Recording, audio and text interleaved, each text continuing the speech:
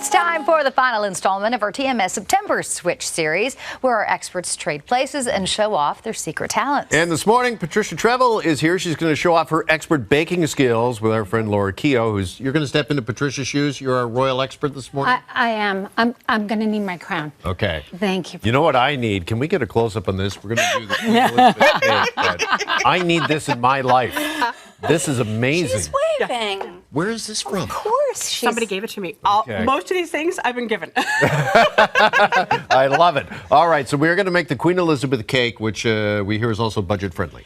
This is a TMS money saver because 5 cakes, so about like this, $10, all the ingredients, because it only uses a half cup of butter. And so really, 5 cakes, half cup of butter is low fat, is my thinking. Which really makes sense because this cake is an institution. It gained popularity post-war Depression era, so hence fewer ingredients, cost-effective. Yep. So it's a beautiful cake. Okay, it's a win-win. Here we go. Let's put it together. Let's put it together. So first of all, we've got the butter. I'm going to put in the sugar, and while I'm doing that, Carolyn, I'm going to get you to put the baking powder in and mix it in with the flour. Sure. So you've got this going. Okay, while we're mixing that, Laura, what is the latest on Harry and Meghan? Really cute. And so mix that together. And so it's a really simple, it's a basic recipe. So that was 2 cups of sugar. You mix that into here. Now here is the big thing. It's all about the dates. And this is why this recipe worked. And I tried like 6 recipes till I found one. A friend of a friend, a master baker, gave me her recipe, thank goodness. And the most inexpensive dates you can find, block dates. Those tiny dry cooking dates, those are the dates. Do not buy the fancy dates. They have too much moisture. They will not work. I'm going to get you to put boiling water in here because this is the big secret, is that you break down the dates before you add everything in. And then that is baking powder. I'm going to get you. It's 2 tablespoons of baking powder. Goes in here. Right in there. And what you'll see is it is going to start fizzing up. And so if you just kind of stir it around, it starts fizzing up and it starts breaking down all those dates. So by the time you've got the dry going and then you put this in, it is complete. It's a brown liquid and it's amazing. And so the end result is this goopy batter. And I cannot emphasize the goopiness of this batter. And goopy is a technical word. Okay. It's a real word. It's exactly. And it's got chunks of date still in it.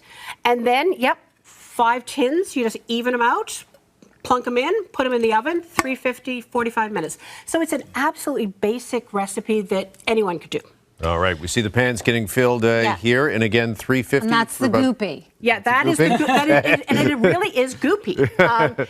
And so, you just put them in, and it's just the standard thing. Out it comes like this? I think it's important to note that this cake is truly an institution, right? So in England, this is the celebration cake that everyone uses for every royal event. And we don't really know the origins of it. See, here's my royal knowledge. Yes. This is why I have the crown on today. We don't really know the origins of it. Like, was it named after the original Elizabeth, like the Queen Mum, or was it Queen Elizabeth who just, we just celebrated her, the 2-year anniversary of her passing? But we don't know which one it was named after, but it's definitely an institution that's used for all royal celebrations. Or does it go back to Elizabeth I? Not that far. And the fun thing about this is because the ingredients are so stable, it doesn't need refrigeration. So in that That's my depression, line. I'm sorry. You can't give up the crown. War era, it was perfect. Jeff, I'm going to get you to do some work too. Okay. So this is the topping. Yes, so let's talk about the frosting. So this is a coconut topping. Okay. And there's a million of them out there. I will link to this particular recipe on my Substack. You're going to put it on, and it just kind of goops on. You have to kind of plunk it in. It's a goopy You know what? It's very goopy. It's very tacky. Try that. Okay. So It's an easy mix, right? Like, what's in that again? It is coconut, brown sugar, it is butter, and a little bit of milk.